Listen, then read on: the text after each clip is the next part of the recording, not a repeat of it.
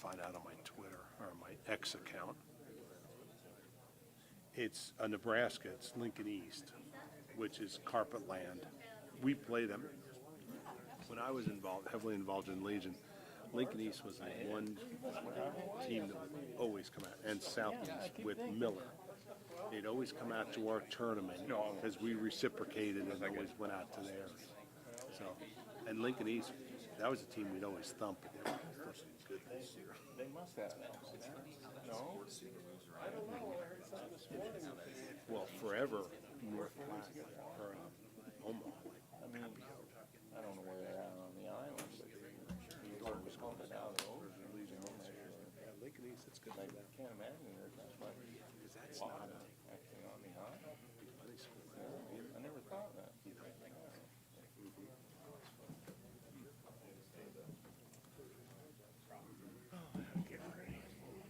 Good stuff.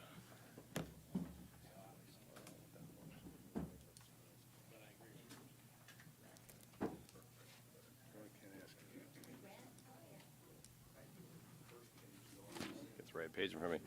All right, good evening, everybody. Welcome to the North Platte City Council meeting here on Tuesday, August 15th, 2023 at 5:30 p.m. Of course, we are here in the council chambers. Calling the meeting officially to order.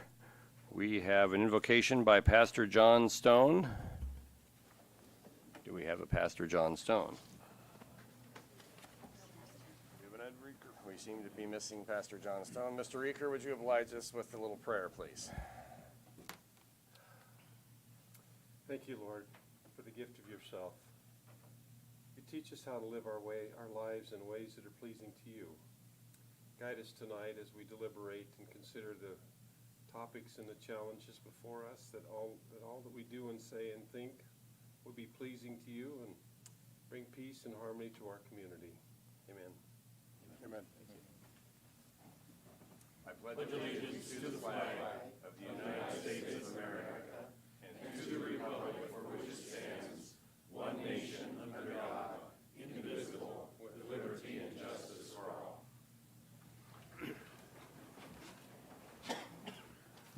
Thank you, Mr. Reeker.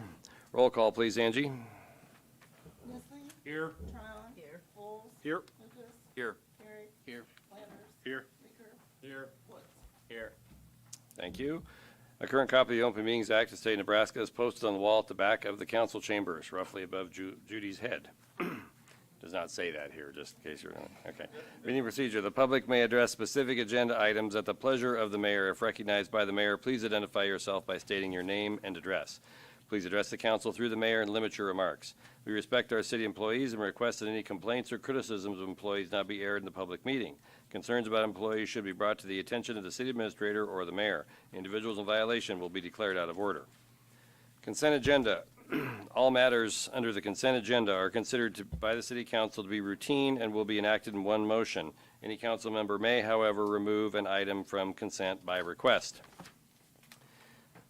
Quick update on the agenda. Item number 11, which is a member of the consent agenda, is going to be removed as it was an inadvertent duplication in the document. So item number 11 crossed off. Starting with number 1. Approve the minutes of August 1, 2023. Number 2, place on file Treasurer's Report of June 2023.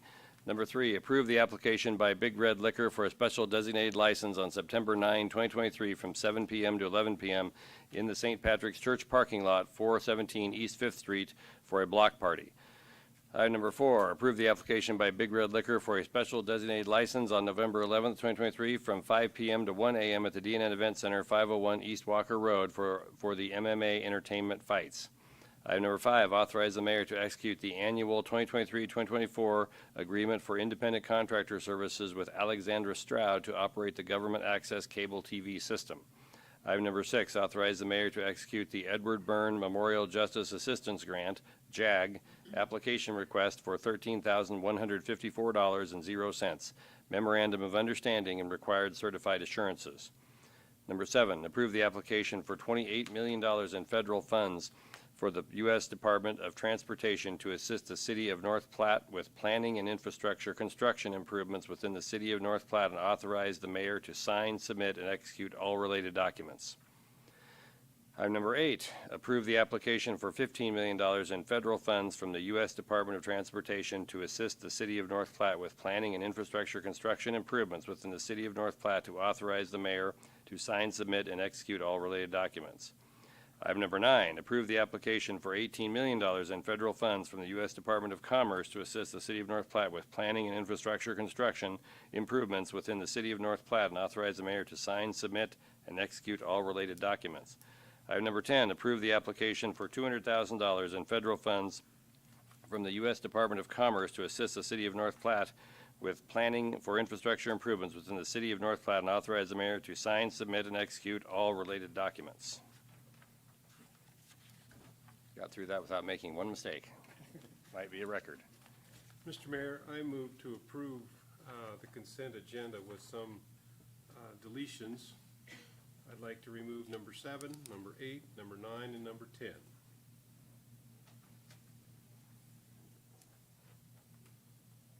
10. I'll second the motion on items 1 to 6.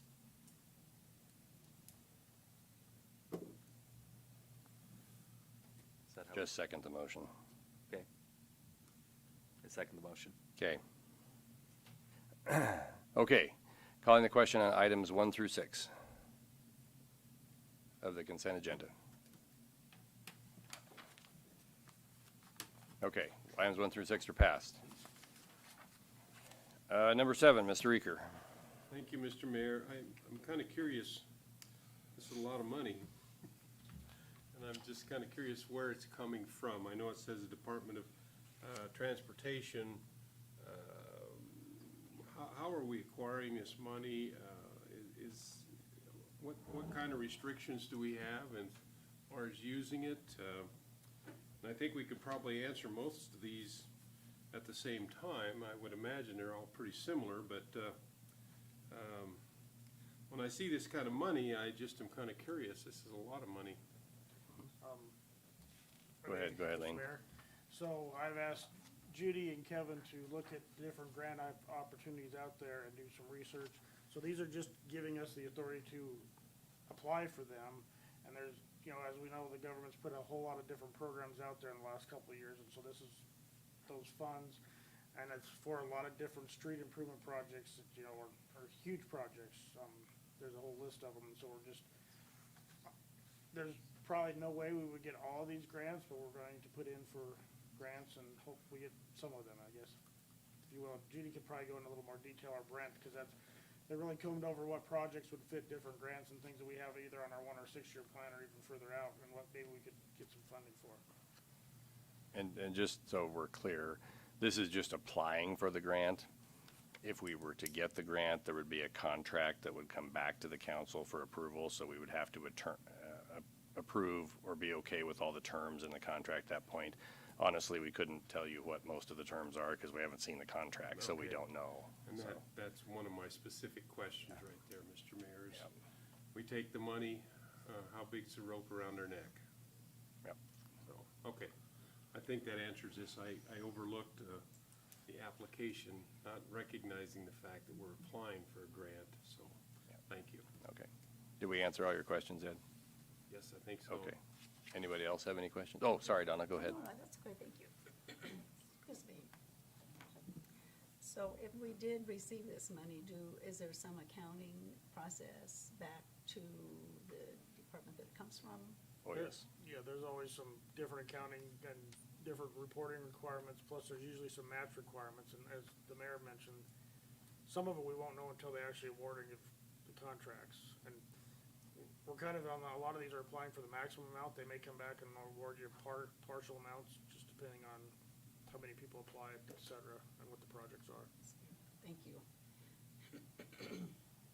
Anyone else have any questions? We need a motion, please.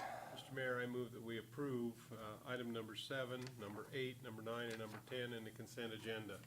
Second. Motion by Reeker, second by Nisley, to approve items 7 through 10 in the consent agenda. Calling the question on that motion.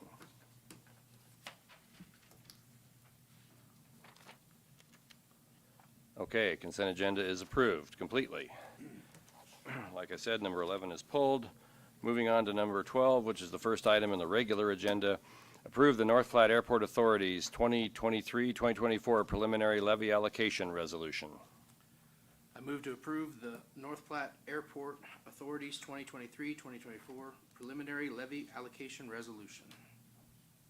Second. Motion by Garrick, second by Lucas. Any discussion on item number 12? We have a couple airport representatives here if anyone has any questions. Mr. Reeker. Mr. Mayor, thank you. I seem to recall that in the past, there's been some discussion about maybe incorporating the airport authority into the city's budget. And I'm not sure how all that works, but maybe that opens us up for some additional funding. If we were to do that as opposed to having the airport authority in a separate entity essentially under the city. I don't believe that that's true, but if you would like a definitive answer on that, we'll have to get back to you. I would like that. Thank you, Mr. Okay. Do you have any other questions on this one?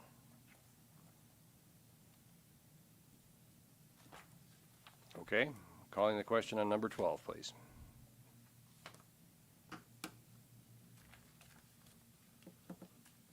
Number 12 is passed. Item number 13, approve the recommendation of the Quality Growth Committee to award a loan of $150,000 to DEAM, or DEAM, don't want to mispronounce the organization there, LLC, DBA Axes and Aces, for financing. Mr. Mayor, I move to approve the recommendations of the Quality Growth Committee and award a loan of $150,000 from the Quality Growth Fund to Deem LLC, DBA Axes and Aces, with the following condition. The full $150,000 will be a loan at 4.25% interest amortized over a 12-year period. Second. Motion by Vols, second by Garrick. Do we have any discussion on item number 13? Based on the slight modification, the owners are here in the audience, so we can ask questions if we need to. Mr. Mayor, Mr. Lucas? a request to abstain from discussions in the vote tonight due to the potential for conflict of interest. Okay, let the record show Mr. Lucas has abstained from this particular item. Mr. Reeker? Thank you, Mr. Mayor.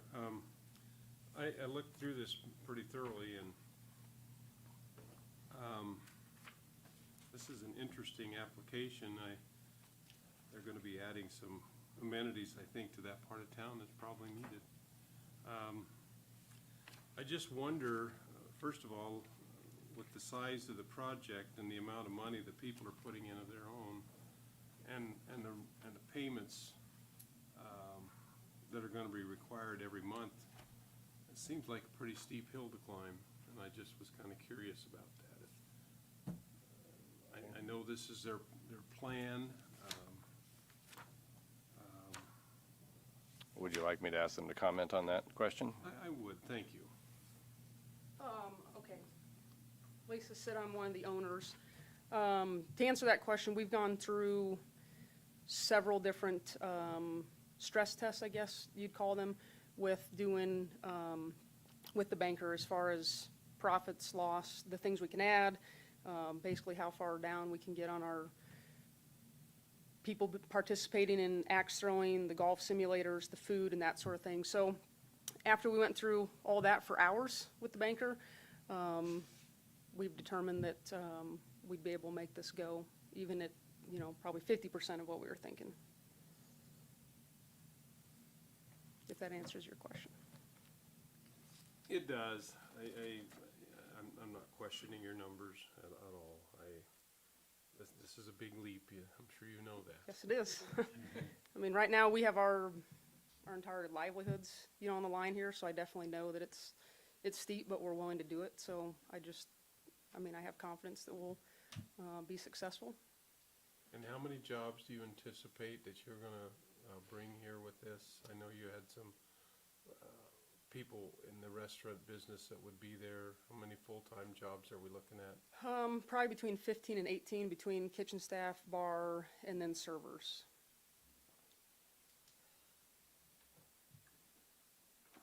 Okay, thank you. Other questions? Donna, go ahead. Lisa, you might as well stay there for a second. So labor is somewhat short in this vicinity, and outside of, so do you think you can actually have enough people staffing it to? I Yes, think that in our productive. restaurant, we will be like every other, that probably when we start, will be a new, really exciting place for people to work. And then after that, the service industry is just an industry where employees just kind of come and go. So to say that we're never going to have staffing problems, I mean, would be inaccurate. But I think that we will have hours that I think will be attractive to employees. We plan to close at 10 o'clock, so people will not have to be at work until, midnight or 1. We'll be closed one day a week, so I think that will help with some things, be an attractive place to work. So are you going to start out small and then build up? Because I think this is a big bite off too. Well, I mean, our plan is that we have all of the things that we would like to be in place before we open. If something were to happen, financially that restricts that, then there would be things that would have to come off the table, for sure. Okay, then I guess I have a question to us, is on these quality growth fund disbursements, do we file a lien, or how do we protect those funds? I guess that's just kind of a general question. So what we've started doing, at least in the last couple of years, is in these scenarios where we're granting money or loaning money, there is a contract that is created that has some sort of requirements built into them. So in essence, it's a lien, yes, but it's not a filed lien. So if this didn't, if they're funded and it didn't materialize, would the quality growth fund money come back then? Is that what you're saying? Bill, you want to go in on this one? It depends on what the council authorizes. So in some instances, the council authorizes a loan that is tied to an asset of the business. We call that collateral. So, you may require some collateral. Sometimes the loan may require a personal guarantee or something of that sort if it's being made to an LLC. So it all depends on what the council authorizes. But otherwise, like the mayor stated, we require an agreement, what's been developed into a fairly standardized loan agreement from the city to memorialize some of the terms, mostly the terms that are authorized by the council. So is that well, Since council has not authorized anything, it has not been drafted yet. oh, okay, so that would come at a later. We could Correct. request that. Yes. Thank you. Thank you, Lisa. Pete? As you might have noticed, I did change the recommendation from the Quality Growth Fund Committee to make it a little more strict and a little more palatable, to be honest with you, for myself. The initial proposal was for a $75,000 grant and a $75,000 loan over an amortization period of 7 years. I feel this is much more suited and palatable with future endeavors of quality growth funds to turn this into a $150,000 loan to amortize over a 12-year period to give them a reasonable chance to pay this off and to cash flow their business. This is a great project, and this money, from my understanding, and Lisa and Brian, correct me if I'm wrong, but this allows them to have a full structure with pickleball, with double dips, with axe throwing, golf simulators. Without this money, they're probably going to have to piecemeal things, and everyone here knows that when you open up a location, it is critical to get that first month of wow factor. Look at Freddy's, for goodness sakes. They did a really good job getting everybody in there, getting everybody through, and they killed it on their opening couple weeks. I'd love to give these guys the same opportunity to get a wow factor out there. So that's why this money, I feel, is very critical to give the whole wow factor instead of piecemealing their dream along. So that is why I changed this motion, and I think it fits very well for their location and what they're trying to get accomplished here. So we're not giving anything. They're expected to pay it back at a low interest rate loan, but it does help them out quite a little bit. So I just wanted to justify my change of motion there. Thank you. Mark? I've got a question that probably you can answer for me, Ty. On the SBA loan, I mean, if the worst happens and, you know, it doesn't go well, are they first in line for assets and everything, or how does that work? I think he's talking to you. Yeah. So, Want me to- go is it ahead. okay, Mr. Yeah, I Mayor? think I you didn't can think answer. that I think would it's, interfere yeah, with. that's an expertise answer, so I Yeah. think that's fine. I- So, yeah. I know on their application that they tried that this, you're getting into my world's jargon on this, so it's a little bit to it. The program that they're utilizing is the SBA 504 program. That's a real estate program where the bank does a loan and SBA does a direct loan on the real estate facility itself. They don't allow any junior liens behind those two. And so in the application, what the applicants offered was to personally guarantee the Quality Growth Fund loan, and then also that the city could file second behind the bank on the equipment and other business assets that are non-real estate of the Dean Company. And so I think that was, I don't mean to speak for you, Lisa or Brian, but I think that was appreciate your that, Ty. intent. I think their intent with the application was to try to give the city a comfortable position where if their business didn't work, that there was the obligation, the personal obligation, and then also the second lien on the not the real estate, but the rest of the stuff owned by the business. Yep. Thank you. Other questions or comments? Mr. Flanders? Mr. Mayor, I'm with Councilman Bowles. I was kind of on the edge with the Quality Growth Fund and the grant. So the way he presented it tonight, I feel would be beneficial for you guys. I think this is be a great asset for North Platte, Lincoln County. I think you have a great business plan. I hope it rolls. Thank you. So. Anyone else? Okay, I'll give you 1 minute. Go. Lori Bergman, Double Dips Ice Creamery, 522 North Dewey. When Brian and Lisa... Lori, get close to the Oh, microphone. sorry. Thank When you. Brian and Lisa came to me, asking me to bring Double Dips to the lake, what a great opportunity. As a small business, I'm thankful they're doing all the build-out for me, and that's costs that they're incurring and not me.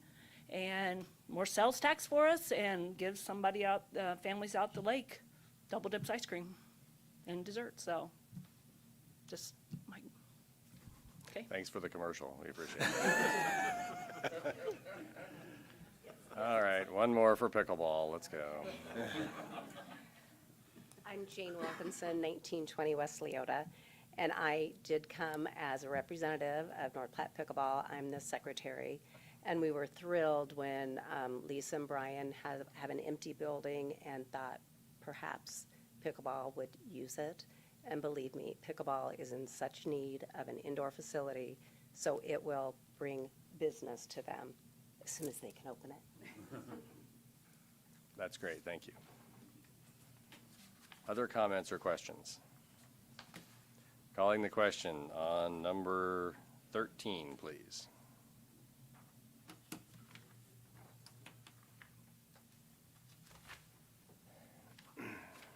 Number 13 is passed. Number 14, approve the recommendation of the Quality Growth Committee to award $500,000 small business loan and a $250,000 grant to Gourmet Chips for financing. Did I pronounce that correctly? Thank you. Okay. I move to approve the recommendation of the Quality Growth Committee and award a $500,000 small business loan and a $250,000 grant from the Quality Growth Fund to Gourmet Chips as presented in the materials. Second. Motion by Garrick, second by Reeker. Trey, you want to come up here and tell us what you're doing? Okay. He said he was bringing samples. He is.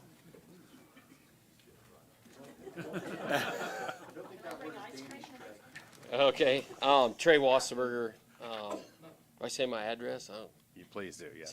Well, I guess 3230 East Watts Road, North Platte, Nebraska. So, south of town. Hi, I'm Trey Wasserberger. Just kind of a wild story, short story. I was sitting there in my office, and I got a call from Cobus Block, who's become a friend of mine, who really helped us with sustainable beef plant, and took me on some trade missions representing Nebraska beef.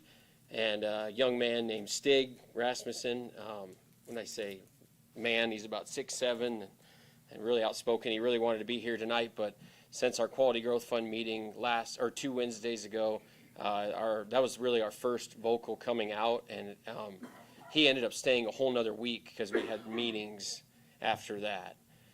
We've had a lot of interest, and it's just been wild. I got one after this. I mean, it's just insane how fast it's gone. But Cobus called and said, Trey, a gentleman just walked into my office, and he gave me this beef chip, and it's incredible. And I don't know how he does it, but it tastes amazing. And long story short, Cobus, who's here today, sent him out, a guy to drive him. We met on a Sunday afternoon, me and Andy Olson. Andy Olson tried a bag of the chips. We instantly knew that this is something we want to be a part of. He's been buying Nebraska beef for 20 years from Greater Omaha Pack, and he was really, really intrigued by sustainable beef. And even better than that, we started to listen to his model and what he does. He's a 4th-generation butcher, and he wanted to buy the select grade product from the plant, which is not going to the largest retailer and seller of American beef. So it's a value-added ag, and so that's something that really intrigued us. And we loved the product, and we instantly decided that we wanted to get this done here. And we beat out Kansas City, Omaha, Chicago, Atlanta. We had a lot and continue to have a lot of interest, but Stig and I ended up in an agreement to have this here in North Platte, which is amazing. And I don't know, it's a wild product. I went and spoke in front of the Global Ford Forum for the Wall Street Journal, and all I heard about was ultra-processed foods, carcinogens, calories, sugars, carbs. This has none of it. This is 100 calories. This is 28 grams of protein, which the average protein bar has about 20. There is no carbs and no sugars, and it has 4 ingredients. This guy, he's kind of a meat scientist, and if you met Stig or saw him at the Quality Growth Fund, I apologize ahead of time, but he is something else. And but he loves what he does, and he's passionate about it, and he wants to hit. The whole plan was Denmark and the UK, and I went over there with Cobus twice. And jerky is not a hit there. It's not like we're beef eaters, right? Because we make it right here in the beef state. And the whole plan was to bring this over to America and transition this into the American consumer. And so we're glad to be a part of it. A lot's happening by the day. We got building plans coming in. We got equipment bids from over 6 countries. It's just been a very, very we met about April, but it's really picked up since our public announcements. So, and in my opinion, we went in front of the Quality Growth Fund, and there's some financial analysis, I'd call them in there, that we passed their test, and so I'm happy to say that we're in front of you guys. So, you want to try it? So, Is that legal? I don't know what the rules are. Trey, why don't Where's we do Bill? why don't you open one bag and we'll One just share bag? it up here? And then why don't you share some of that fine beef with the audience back there? Okay, we'll do the original. This is made with Greater Omaha beef, so it could have came from right here in North Platte, but this is just the original beef snacks. So.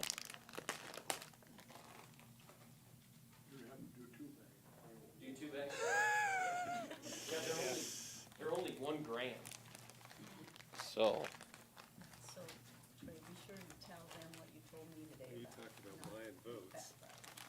Oh yeah, so this is these are not deep fat fried at all, and they're not used with seed oils, which is a huge coming out against the American consumer that they don't want. If you look, I don't know, you can read the ingredients on the back. I know. It's pretty natural. So Take some.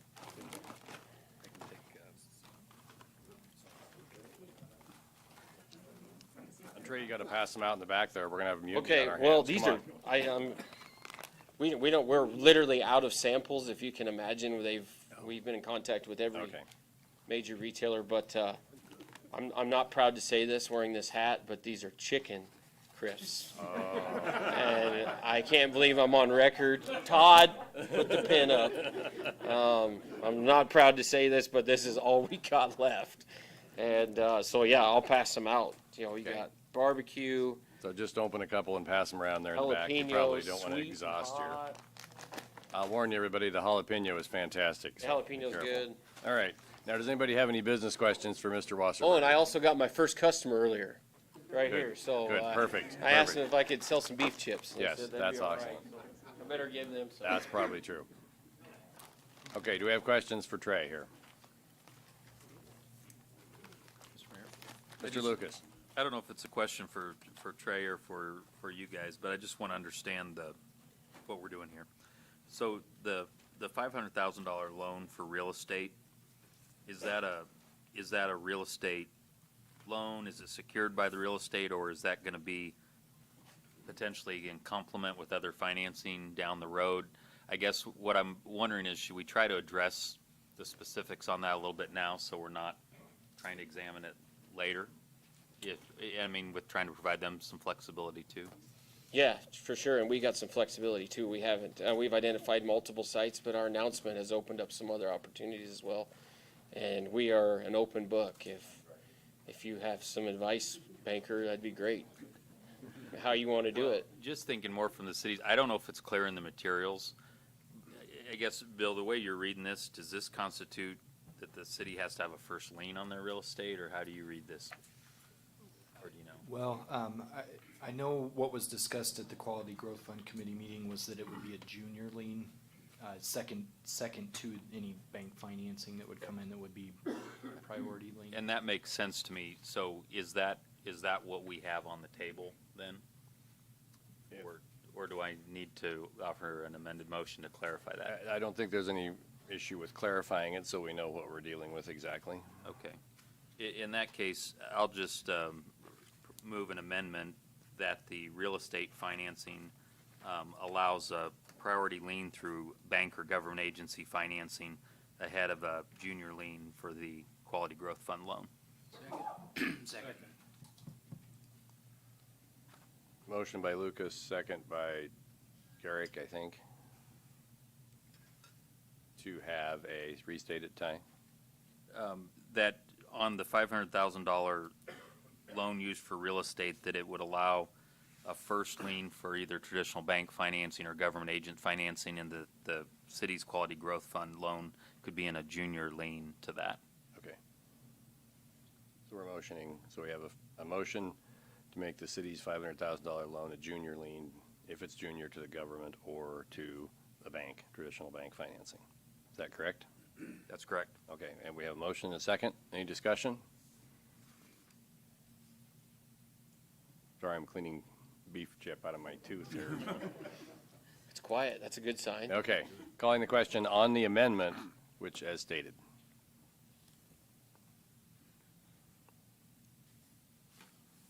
Amendment is passed. Okay, back to the original discussion for item number 14. Do we have any other questions or clarifications we need to set in place? Mr. Mayor, I have a Mr. comment on Lucas. this too. Thank you guys for being here in the application. To me, when I think about the Quality Growth Fund, and you go back and you reread that plan over and over again, and the voters have kept adopting it, in my opinion, it clearly has a portion of the fund, the bulk of the fund, that's exactly for things like this.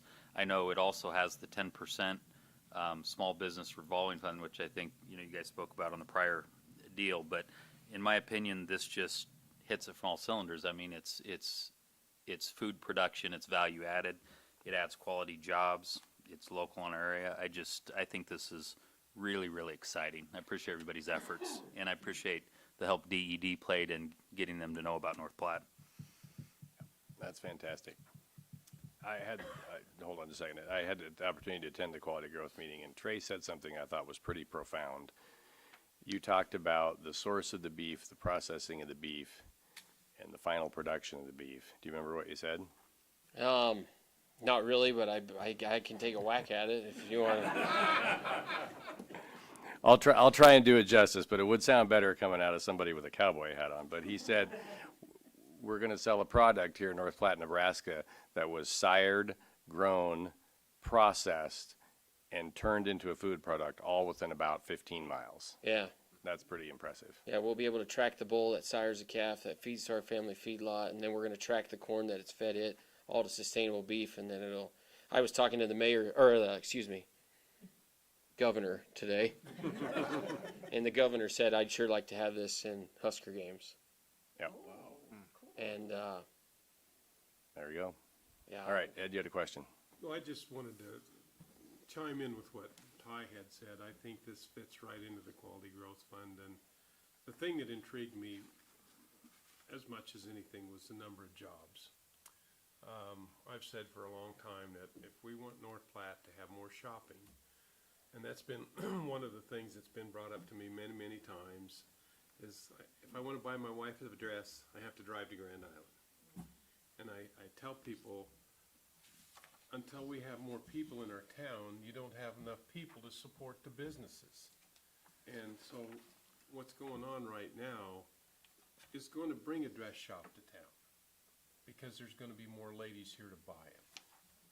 So I'm wholeheartedly in favor of this project. And I have a question for the tax attorney here. Do I have to declare this chips on my income?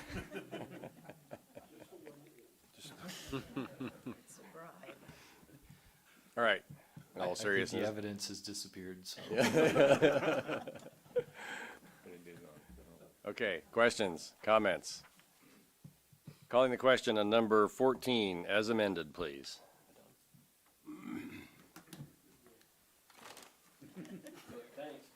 Number 14 is passed. Thank you, everyone. Clovis, appreciate you being out here tonight. All right, number 15, approve the 2023-2024 League we're pulling this one. This item is pulled from the agenda. A little more work to do on it. Item number 16, approve and authorize mayor to sign agreement with Rice Lake West to perform, to perform construction manager at risk services for the industrial WRRF industrial wastewater treatment plant. Mr. Mayor, I move to approve and authorize mayor to sign agreement with Rice Lake West to perform construction manager at risk services for the industrial WRRF industrial wastewater treatment plant. Second. Motion by Flanders, second by Reeker. We have Brent here who can talk about this. Does anybody have any questions out of the gate, or would you like me to have him describe something? Brent, why don't you describe a little bit what we have going on here? Now, Brent's really excited about this, so he could go on for 10 minutes. I'm going to give him 2. Okay, I'll be quick. Good evening, Mayor, Council. Brent Berkland, City Engineer. What you have before you is a construction management at risk contract. And thankfully, we've had quite a bit of involvement through the whole process up to this point. The construction manager at risk process is a little bit different than a hard bid.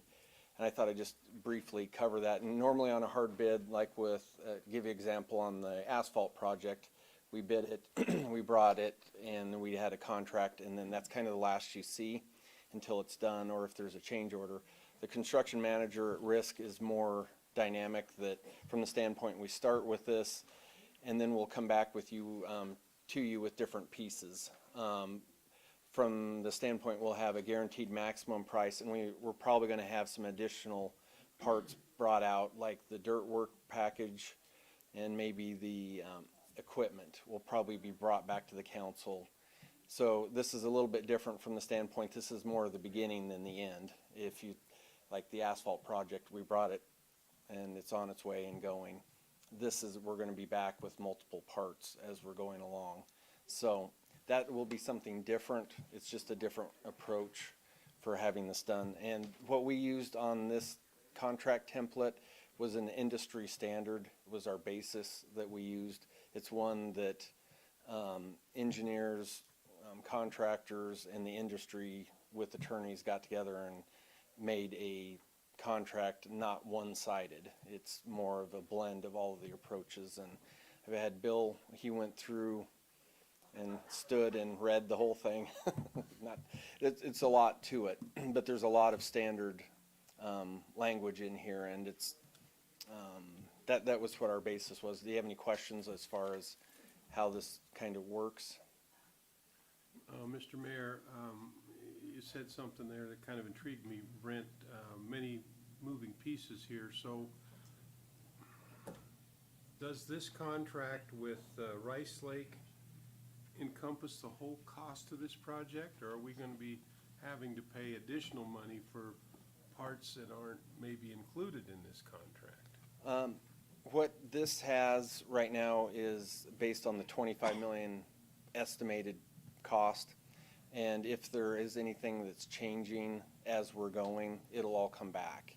As far as, you know, are you saying on this particular contract, is there going to be additional costs?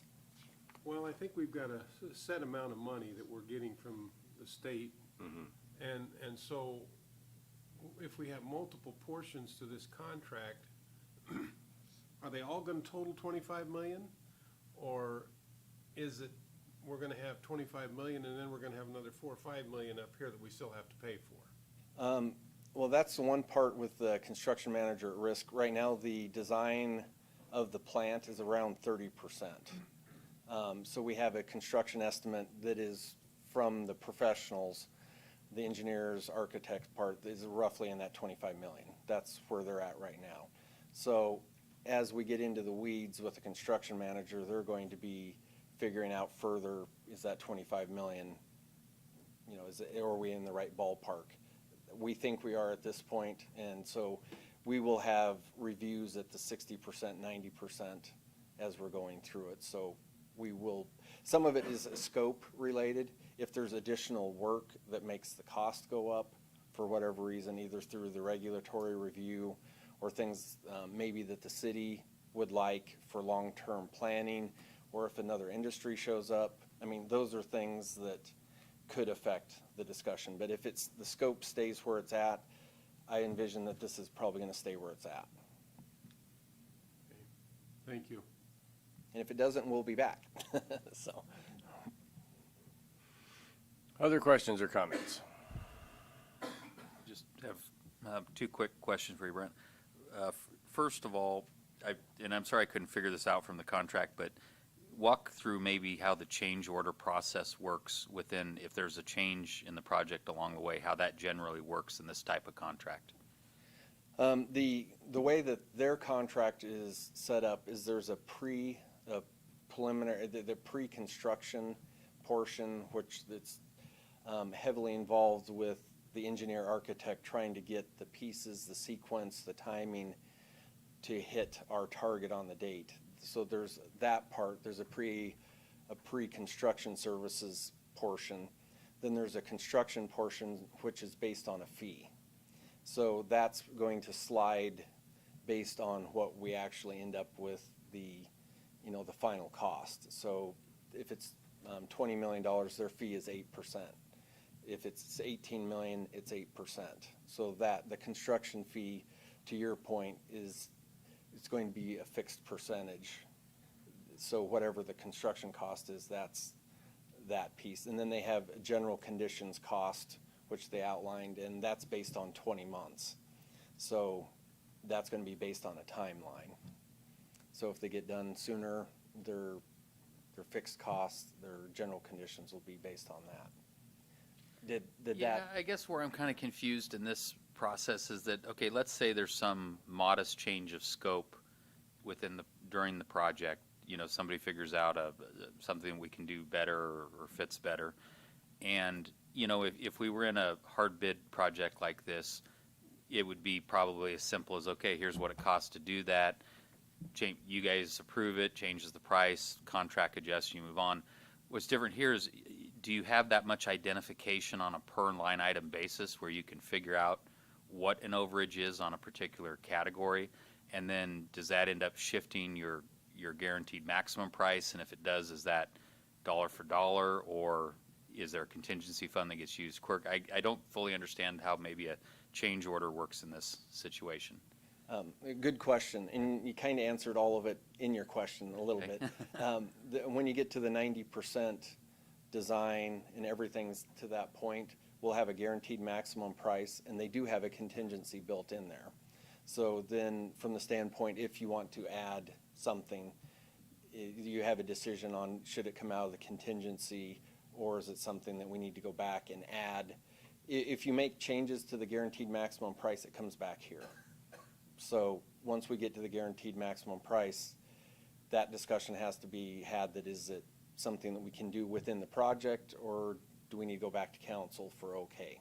So outside of the guaranteed maximum, it'll come here if it can't fit in the contingency or the trade-off is made on some other item. But as far as the outlay, they will have a spreadsheet of every single item. And when I said spreadsheet, it's going to be multiple pages, probably dozens of pages of every single item for the project, and they're gonna have a cost assigned to it. And then that's what we'll work from. And if they save money, we might have money that we can use for something else, or we just save money, so. The second quick question is, what's our best guess at how much we'll be financing as a city on this at this point? Do you, a percentage or amount, or is that more of a discussion point for later? That's probably a better discussion later, because we don't have the scope Okay. 100%. We're sitting at roughly 30%, that was 30% design documents that was sent to the state for the design basis review, and that's where that's at right now. So it's a good question, and I wouldn't mind, putting on pause until we maybe are a little further down the road to better answer it. But Yep, no, we've had some internal discussions even on the interim part of how does that mechanics of it work, so. Okay, no, that's fine, thank you. Ed? Seeing as how there's a lot of government money here, well, all government money, I guess. Are there some requirements for US-made materials to the greatest extent possible? This doesn't have, it's ARPA money, so we have to follow the ARPA rules. Right. And so we just have to follow those particular items. It's a little bit different. ARP is a little bit different than the SRF, and which is a state revolving fund, and it's a little bit different from the Davis-Bacon. There's some parallels, but they're not quite the same. And when you get into wastewater equipment, it's a little more tricky yet from the standpoint it's very specialized. In general, we look more at equipment that we can get local support or vendor support. We've had equipment on the current plant that it came from Europe and it broke, and it was a major hassle to get parts from Europe when something's not working. So we've looked more as a practical basis. We need to have equipment that we can get here and is serviced here, and meaning the closest proximity that we can. Well, I like that answer. I'm kind of, I think we need to take care of our own, quite frankly, and if we can keep as much of this material US sourced, I think that's important. Other questions or concerns? Seeing none, calling the question on number 17, please. 16, sorry, 16.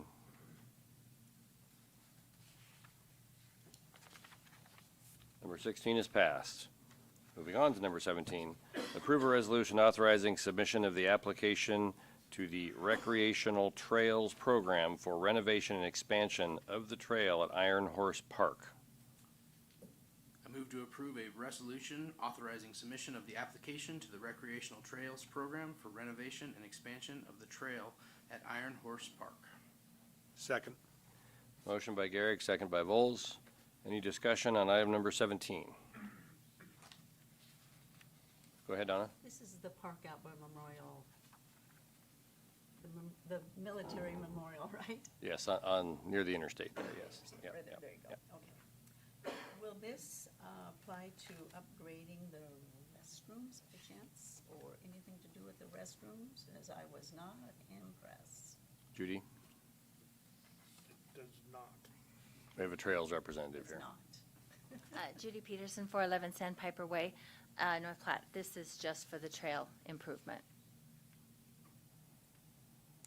Who is in charge of the restrooms out there? That's a city park, that's ours. Don't know. we did not have restrooms until a couple of years ago when we put the porta potty structure out there. Okay. If the council wants to find me some money, we'll put permanent restrooms out there. Well, Okay. it wasn't that they weren't usable, you know, they just needed to be cleaned. Okay. Leave it at that. Okay, any other questions regarding the trails? I'm not sure which one of you got it first. So, Mark? I just want to make sure I'm understanding this. On the matching fund, am I reading this right, that the Trails Council will provide 80% and the city will provide 20%? Let's get it from the expert here. The grant would be for 80%. So it's an 80-20 grant. So the money that would come from the Recreation Trails program would be 80% of the cost, and 20% would be raised locally, Would be what? would be available locally. It'd probably be a combination of city money and the Trails Committee money. Yeah, and there's some Okay, that's what in-kind, I'm yes, some trying to in-kind. figure out. And I have a second, how much money are we talking about here? We're probably talking maximum city commitment will be about 75,000 for a $450,000 to $500,000 trail. Okay. Thank you. What, Judy's up there? Oh, hold on, Judy. Sorry, Might as well Judy. just stand there a minute. I want to clarify, though, from Mark's question, so this is a application to a federal program that funds the 80%, right? It's a state program, but yes, it's a Game and Parks, it's actually through Game and Parks, the state Game and Parks. Okay. Yeah, and their Okay. Recreation Okay, Trails so program. the state, if this was approved, the state game and parks provide 80%, and the city, between the city and private funds, we provide 20? And we work out how we come up with the 20? Okay. Right, yeah. Thank Yeah. you. Yeah, it actually comes from the Department of Transportation, so it's a certain allocation of funds that are allocated then to other types of transportation. Great. And have we received that source of funding before on the trails? We have several times over the years. The Lake Trails received it twice. We received it on Willow, the Willow Project. We received it on the Canal Project. I think Centennial Park actually received it. It's kind of, it's changed a little bit over the years, but we've received it a number of times. Okay. Oh, thanks for all the effort on this. Ed, you had a question? I think it's been answered. Oh, okay. Oh, okay, Thank you. thanks. Anything else before Judy sits down? All right. Calling the question on number 17, please.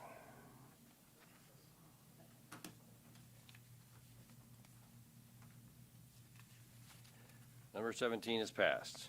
Number 18, authorize the mayor to execute interlocal agreements with Lincoln County and the city of Gothenburg for dispatch services and a memorandum of understanding with North Platte Public Schools to provide 3 school resource officers. Mr. Mayor. Mr. Reeker. I move to authorize the mayor, excuse me, to execute interlocal agreements with Lincoln County and the city of Gothenburg for dispatch services and a memorandum of understanding with the North Platte Public Schools to provide 3 school resource officers. Second. Motion by Reeker, second by Flanders. Do we have discussion on item number 18? See, Mr. Reeker. How are we in status as far as the force? Are we full right now? Are we gonna have to hire additional? Mr. Reeves is people? nodding his head yes, so let's get it straight from the expert here. Please. Mayor Kelleher, members of the city council, in the budget that you'll be working on in a couple of days, we have added a police officer, but we've also asked to add 2 telecommunicators to our 911 center. We've been short there for quite some time. We see the growth. We're making some additions to the police department. The sheriff's office is making some additions. So I went to the sheriff earlier this spring and asked him if the county would be willing to fund one of those additional dispatchers. They currently pay for the full wage and benefit package for 2. I asked him to increase that to 3. He presented that informally to the commission, and one of the commissioners came over and got some material. So after it's approved here, it'll go over to the county commissioners. But to answer your question on the police officer side of things, we are full at this point. We have a couple in training, but we're fully staffed to what we've asked to have. Apparently, you're seeing a greater need for these types of people in the school. What's changing there? I don't know for sure. We added this one in the elementary school.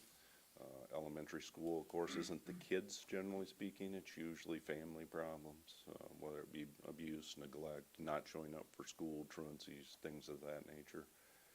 So that's where the third one we've always had, the first one that we added was in the high school. Then we added one at the middle school level. But the school came to us and asked if we would enter into an agreement with them to add one to help with the elementary schools. So is it the police department's responsibility to enforce the truancy laws, or? Yes.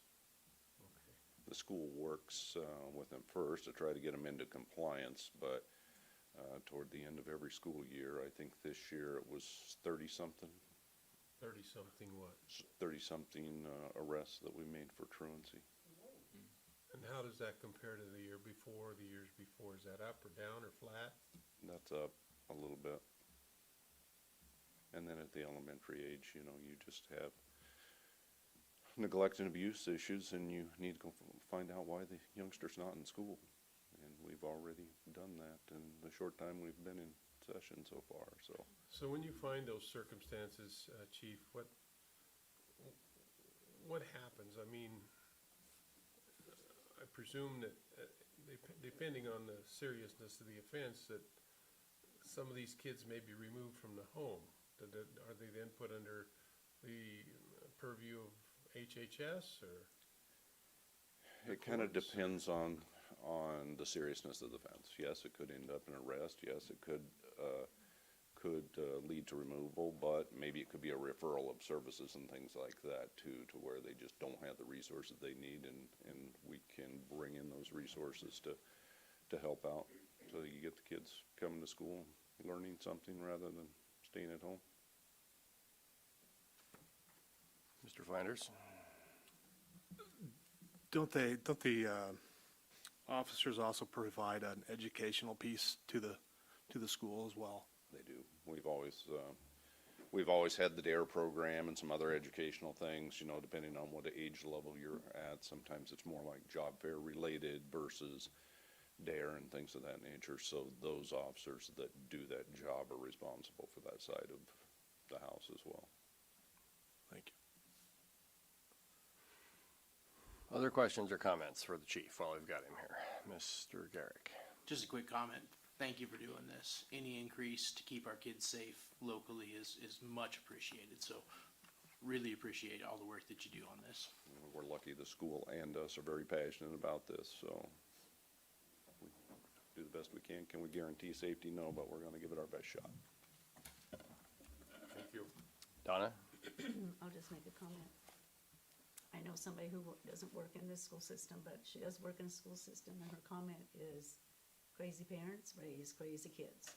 And sometimes there's not a thing the schools can do but just try and keep everybody safe. And, I mean, the stories I hear is appalling. But it starts at home. Correct. Okay, calling the question on number 18, please.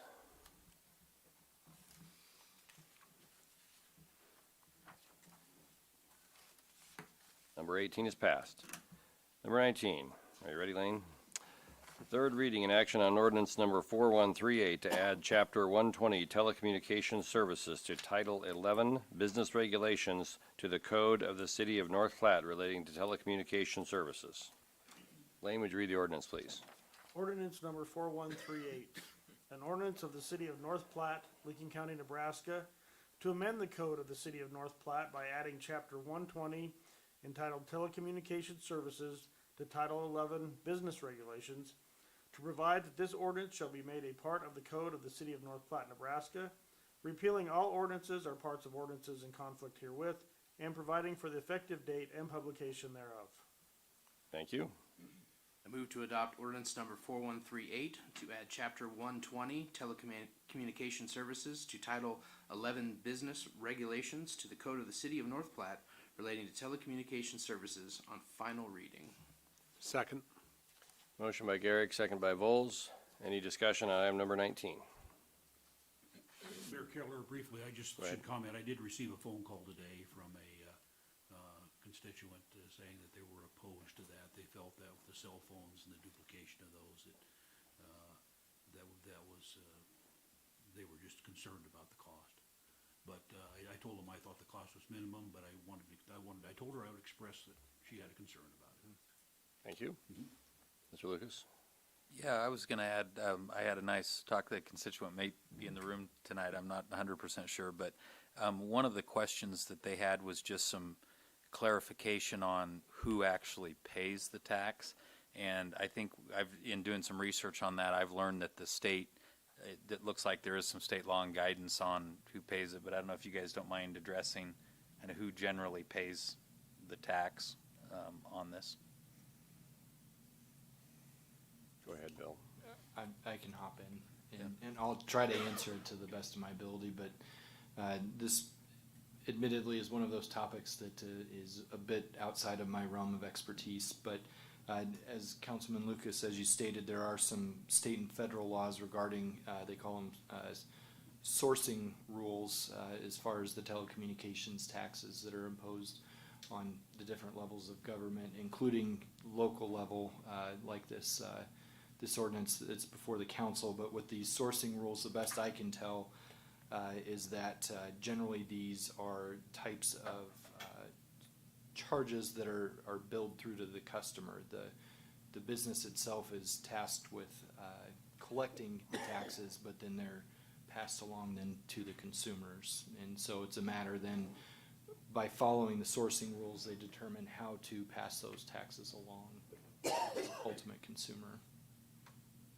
So I don't know if that helps answer the question or not, but it's all a matter of determining under the sourcing rules kind of which taxes apply, and then it's on the company then to pass that along to the consumer.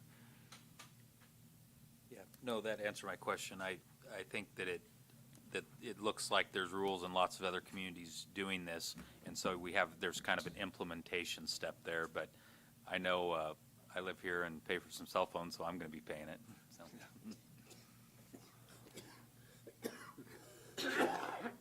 Excuse me, Mr. Mayor. Are you okay there, Mr. Reeker? I think so. Do you need a moment? I'm gonna have to call Adams and Swanson again.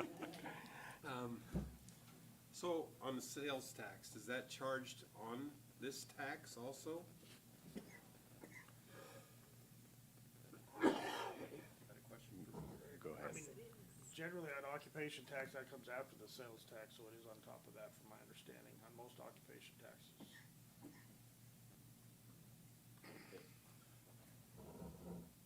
Donna?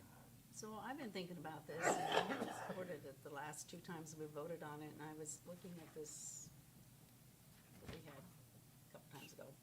This talks about how much money we have lost. Well, I got to thinking about that, and this is all based on a landline, and most homes had one landline. And now, everyone living in that house has a cell phone. So it could be, one person, it could be 10 people or whatever.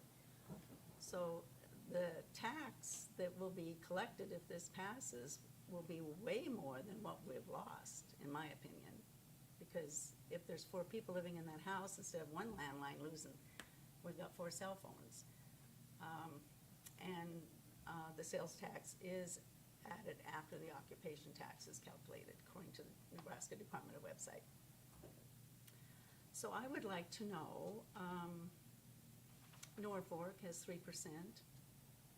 What's the revenue from this? Does anybody know? Because they're about the same size as North Platte. I looked it up a long time ago, but I have not refreshed that for a while, so I wouldn't want to speak out of turn. But I think it'll be considerably more than what we're losing. And like we discussed previously, if we get a year in and we decide that it's way more than what we thought it was gonna be, we can always change that percentage down. That's up to the council. I mean, and it's all based on revenue, and so you can look at how many landlines they had compared to cell phone lines, but it also depends on how much they were charged for that landline and how much long-distance services, et cetera, et cetera. So I don't know really how much of a difference it's gonna be per household, because different ways things are charged. We don't have a good way of knowing how many cell phones are really out there, et cetera. So it's gonna be charged on the phone calls also? Oh, I didn't think so, okay. But that's how in the landlines, you were charged, per phone call, per minute on your call. Long distance. Yeah, long-distance calls. Oh, long distance, yeah, well. So, Okay, well, I know that I did talk to several people. In fact, I haven't talked to anybody but right here that like this idea. Everyone I've talked to is opposed to it. They don't want it, and they feel like they're already being taxed enough. The mall has an extra tax, was brought up to me, which, yes, it does, and we added another ½ cent for city tax, and, so I'm sorry. Other questions or comments?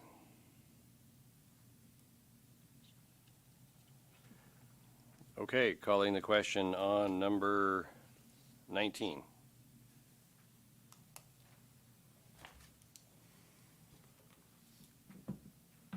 Number 19 is passed.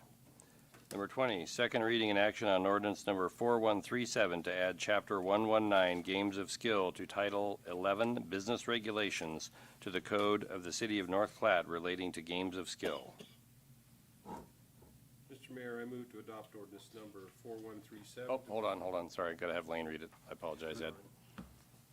Thanks for the efficiency. 4137, an ordinance of the city of North Platte, Lincoln County, Nebraska, to amend the code of the city of North Platte by adding chapter 119 entitled Games of Skill to title 11 Business Regulations, to provide that this ordinance shall be made a part of the code of the city of North Platte, Nebraska, repealing all ordinances or parts of ordinances in conflict herewith, and providing for the effective date and publication thereof in pamphlet form. Thank you.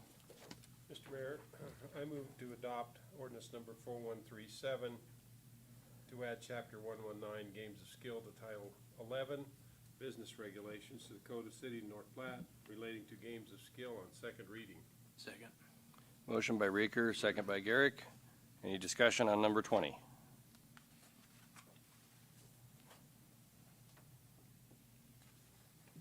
Seeing none, calling the question on number 20, please.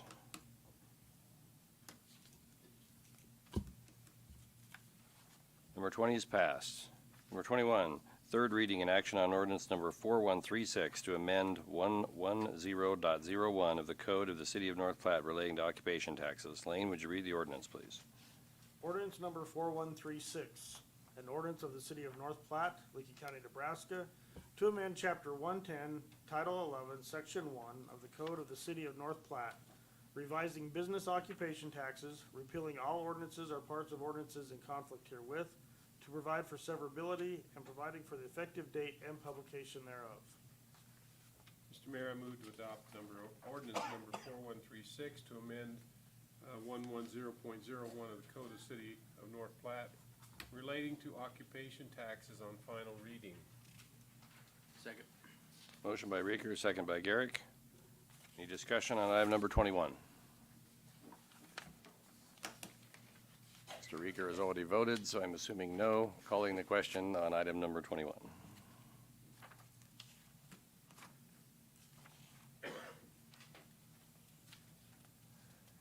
Item number 21 is passed.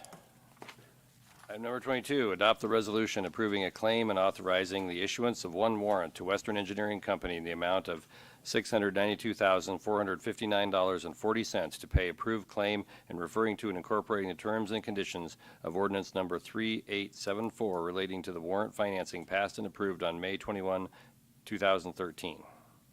Move to adopt the resolution authorizing the issuance of one warrant as presented in the materials. Second. Motion by Reeker, second by Flanders.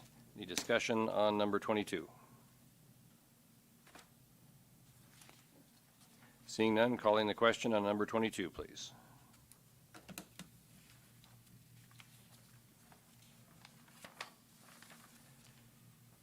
Number 23, first we have a public hearing. The public hearing is to approve a resolution, or just, excuse me, regarding approving a resolution authorizing submission of CDGB 2023 Public Works Category application and supporting documents to the Nebraska Department of Economic Development for infrastructure improvements on West 9th Street. Officially opening the public hearing. Judy, would you get up for a second? Just tell us why we're doing a public hearing on this and what we might be doing. Mayor, Council, the reason for the public hearing is this is a different type of grant than the ones that you approved earlier, and this is through the state Nebraska Department of Economic Development, and it's a community development block grant that does require a public hearing so that the public has the ability to discuss whether or not this is a good project. This one you saw last year about the same time. We applied for West 9th Street. That is an area that we have looked at paving, and this is just an opportunity to help us get some funding. With CDBG, it's allocated to areas that are considered low to moderate income, so that's why you see these in different areas than what you see some of the other grant applications. Is that enough? Thank you. Anybody have any questions for Judy while she's up here? Mr. Woods? Judy, if we get this grant, does it have to be used on 9th Street or could we use it on some other area? This one in particular is specifically on West 9th Street, yes. Okay, that's what I thought. Thank you. Yep. Other questions? I thought there was something in place at the last council meeting for 9th Street. Go ahead. Do you want me to answer that? Yep. Yes, they are already working on paving for West 9th Street. There are, engineering is in the design phase. They're working on doing that. This just enables us to, the whole project's gonna be about $2.9 million. This would allow us to get some grant funding to help alleviate that cost. So it doesn't change the plan for 9th Street? Does not change the plan for Possibly 9th. decreasing our local expense, basically. That is correct. Okay. But no start date on when they should break ground on it. The plan is to bid it this fall with construction hopefully happening next summer. I thought it was for this. Hey, Andrea, you need to come up to the mic, tell us who you are, where you live, then you can speak. I know Andrea, we work together, so. Hi, I'm Andrea Snyder, and I live at 2305 West 9th Street, and I have lived on 9th for 24 years, and the street definitely needs redone. The potholes are just getting filled with dirt, and then it rains, and then it's just a mudslide. And I thought from the last council meeting that there was work to take place with the new gutters starting off. So why don't you let us fill you in on what the plan is really quick, okay? Okay. Lane? So the design is done on the water main part of it. That'll be replaced first, and then will come the storm sewer and the streets afterwards. And right now, because of the way the contractor's schedules are, we may be able to start on the water main this fall, but it'll more likely be next spring, and then the street will follow right after that if we can get the contractor to bid. I see, So- okay. It just seems like it's taken quite a long time. There's more work than there is contractors right now. Okay, still in the public hearing. Anybody have any questions or comments? Thanks, Judy. Thanks, Andrea. Mr. Mayor, I move that we close the public hearing. Second? Motion by Reeker, second by, I'm gonna give that one to Nestle.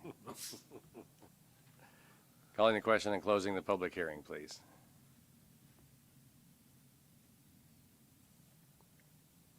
Public hearing is now closed. Council will now consider approving a resolution authorizing submission of the CDGB 2023 Public Works Category application and supporting documents to the Nebraska Department of Economic Development for infrastructure improvements on West 9th.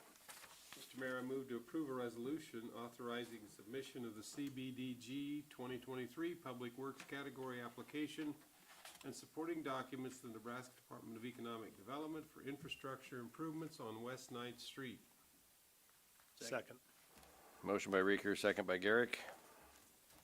Any discussion on item number 23? By the council. Mr. Reeker? Are we still planning, thank you, Mr. Mayor, are we still planning on having some community hearings to look at the plans? Yeah, once they get a little further on the paving plans, we'll do that. So sometime this fall. I've got a sharp memory. I think we addressed this before. We did, yes. We won't hold it against you. You're tired. So, Thank you. yes. Any other questions or discussion? Calling the question on number 23, please. Number 23 is passed. We have another public hearing. This one is to approve a resolution, or excuse me, to discuss approving a resolution authorizing submission of a CDGB 2023 Public Works category application and supporting documents to the Nebraska Department of Economic Development for infrastructure improvements on East G and East H streets. Do we have anybody who'd like to comment on this subject for East G and East H streets? Very similar to what we just discussed a moment ago. Go ahead, Donna. Thank you. I live in that neck of the woods, I think, where they're talking about, it's 2 blocks that are gravel right now. That will be nice. Basically, this is a project that was kind of on our longer term, but because there was some extra funds made available, we decided to apply this go around as well, so.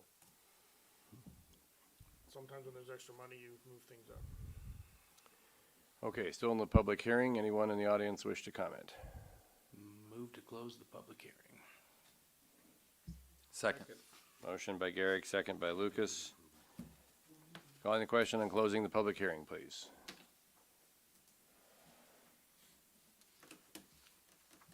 Public hearing is now closed. Council will now consider approving a resolution authorizing submission of CDBG 2023 Public Works category application and supporting documents to the Nebraska Department of Economic Development for infrastructure improvements on East G and East H streets.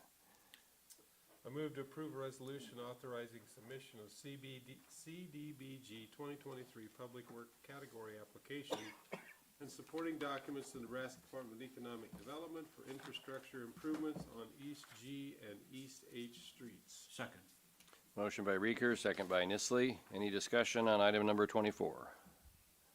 Mr. Mayor? Mr. Lucas. So how does this work with the matching funds for the residents? Do you end up doing a district for matching funds in these particular cases? Or if you get this type of grant money, does the city end up eating that because we were fortunate to get the grant money? Or how's this work? Mayor and council, yes, the city ends up doing that because CDBG grants are targeted for low to moderate income areas. So you cannot assess properties if you use the grant money. Okay. So if you happen to be a resident, and I know we've had these in the past, I mean, you really just got lucky. You got lucky, yep. Yeah. You happened to be in an area that qualified and you got lucky. Kind of like the old Monopoly cards, right? Yellow or orange. That's exactly right. So just pass go collecting. Yeah. So to follow that forward just a little bit, then I'm sure it's a difficult job for you guys to prioritize them, knowing that. So how did you prioritize this over the other areas that would have similar characteristics? Well, we usually look at what, especially gravel streets. You'll look at the gravel streets first because those are the ones that are going to take priority. And then it all stems from low to moderate areas. In the city of North Platte, it used to be that we had a wide area that qualified as low to moderate income, and that's based off of the U.S. Census. Right now, we don't have a huge area that qualifies. It's essentially the north side and then a little bit of the east side of town. So that takes a lot of other streets out of the equation right up front. And then I usually just work with Brent. Anything that was on the 1 and 6 year plan, of course, comes top priority, and then we just go from there. Okay, no, that makes sense. Well, and I remember right early on when I joined the council, we got some of these. Yes. Over, and I think more of those were on the north side of town, correct? That is correct. And so it seems like we've been rotating. I mean, it seems from my view, it's been a while since we've been fortunate enough to get any of these, but it seems like we've been trying to move around different parts of town, correct? Yeah, we don't want to do everything to benefit just one area. Right. And if that's the way the chips fall, that's how it works. But yeah, we do try to get those areas that are in greatest need. No, I hope it's successful. Thank you. Donna? I just have one. Is there any prep work the residents should know about or do along those streets? As far as construction actually goes, I can't tell you that. That's going to be Brent's area if we do get the grant funds to do that, but nothing different than what any regular area would have to do if we, needed to close down the street or whatever, move fences, anything like that, yeah.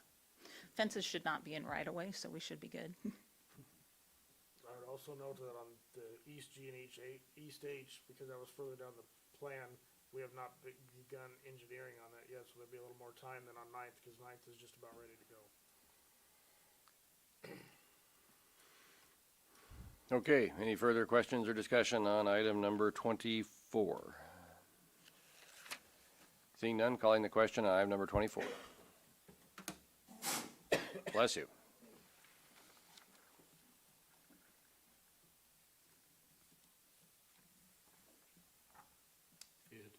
Ed and Donna, vote please. It didn't like your original selection. Okay, item number 24 is passed. Item number 25, approve the claims. Mr. Mayor, I move that we approve the claims. Second. Motion by Reeker, second by Nisley. Calling the question on approving the claims. Claims are approved.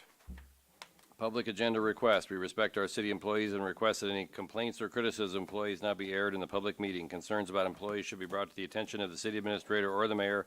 Individuals in violation will be declared out of order.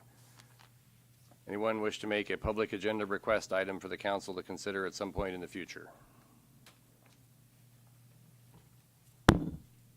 It would appear not. Before we depart, I do want to mention one thing. I'm sure most of you are aware of this, but the city of North Platte is celebrating our 150th birthday this year on September 13th. So we'll be having a celebration in Cody Park from 4 p.m. to 8 p.m. where we'll have inexpensive hot dogs, chips, and drink. I say inexpensive, I mean it's $1.50 because it's 150, so it's $1.50. So we're going to have a couple bands that will be playing. The high school marching band will be there. And the Canteen Legacy Jazz Ensemble, which is, well, it's a nice band. Let's just call it that. Anyway, they'll all be playing at various times, and there'll be a few remarks by myself and some of the other living North Platte mayors who are going to come and visit with us that night as well. So there'll be free games, free rides and the Cody Park rides. There'll be some city department displays, and concessions will be open with a limited menu. So please plan to attend. It will be great fun. With that, Ed? Mr. Mayor, I move that we adjourn. Second. Motion by Reeker, second by Voles for adjournment. Calling the question. Thank you, everyone, for attending. Have a glorious evening. We're going to be here all night. 13th. It's the 13th. It's a Wednesday, so it's September 13th, everybody.